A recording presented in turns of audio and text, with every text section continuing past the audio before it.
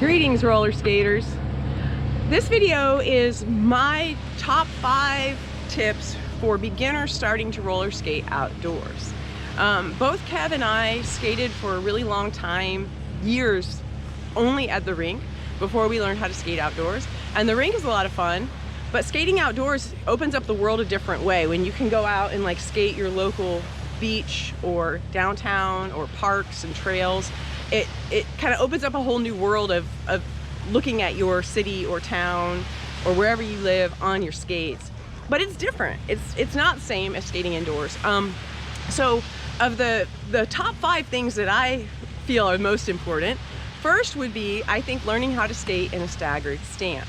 And by that I mean not so much upright with your feet closer to one another, but much more so split stance so that one foot is in front of the other, and you can play with which way feels more natural. But your wheelbase, your base of support, becomes much greater when you take one foot in front of the other and stagger the stance than if you were to try to stand straight up.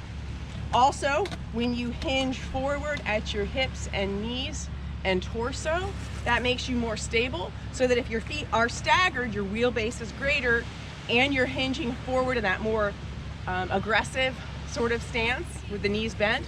If you do hit some obstacle, you'll be more likely to be able to recuperate your balance with that stability than if you were standing up really straight and tall with your feet together and you hit the same obstacle, you just slam, in all likelihood. So that's really important, practicing that staggered stance. The second thing I think is super important is knowing how to stop. And this is something that, you know, of course is important at the rink too, but outdoors, you might be dealing with traffic and cars or people that aren't paying attention and running stop signs, and there might be times where you have to stop really fast. Yeah. So I really recommend learning plow stop and the turnaround toe stop, especially. For me, those are the most important. So when you're the plow stop, that's where, as you're going forward, you're taking your feet wide apart and slowing down gradually, and eventually you'll come to a stop. That's if you have more time to stop, where you're taking the feet wide apart, slowing down, and eventually you'll stop. The turnaround toe stop, you'll stop much faster, and that can really come in handy if someone comes out of nowhere and you have to stop so you don't hit the bicyclist or the car or whatever. I'm gonna put a link down below in the description to the video I did on how to stop in more detail, so please check that out. And then the third thing, how to fall. Learning how to fall is so important because it's gonna happen at least occasionally, and it's good to know how to fall. So when you feel yourself off balance, being able to bend your knees, drop your butt, and get very, very low so that you fall softly on your bottom, or if you have knee pads on, you can slide on your knees from that low position so you don't take as much impact and possibly do as much damage to yourself.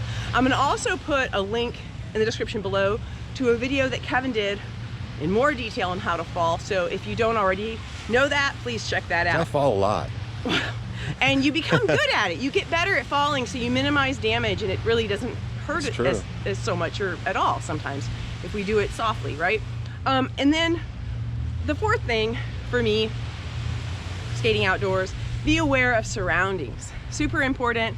Again, sometimes there are motorists that are not paying attention, or bicyclists that are not paying attention, or there could be dogs that come running out, or you know, you could run into any sort of scenario. So just be aware of your surroundings, where you're at the different surfaces that you're skating on. Some are smooth, some are rough, sometimes there's sand or, you know, rocks or whatever, but you know, being aware of these things in an outdoor setting is so much more crucial than in the rink, where it's a much more controlled setting. We have to be aware of the other skaters, but we don't have the changes in surface.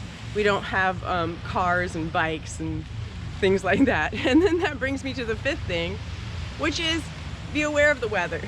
There have been times when I went out on a long skate and I didn't check into the weather forecast, and then I ended up getting caught in a rainstorm, or worse, a lightning storm. So be aware of the weather, and you know, try to plan accordingly. And also wind. Like, I've noticed that if you're skating for a distance and you're gonna go do like some stretch and then come back the same way that the other way from going and coming, when you go one way, sometimes you'll have the wind at your back, and it just feels great, and it's so nice and smooth. But sometimes I'm not aware that, oh yeah, when I turn around and go back to wherever I parked, it's gonna have the wind in my face and it's gonna be difficult. So be aware of that, especially if you're doing a distance, so you don't wear yourself out and then have to turn around and go back with the wind in your face and your legs are already exhausted. Yeah, you gotta pace yourself. Yeah, you gotta pace yourself, hydrate, all that stuff, and be aware of the wind and the environment around you. So, but skating outdoors opens a whole new fun world, and I encourage you all to try it. Of course, you know, wear whatever protective gear you need, especially at first. At first, when I skated outdoors, I always wore at least knee pads and wrist guards, because I was sliding a lot on those when I did mess up. So I hope that helps you guys, and please let us know in the comments below if you have another 5 or any number there's lots of any number of tips for skating outdoors for beginners. And please like and subscribe. Thank you. Bye. Bye.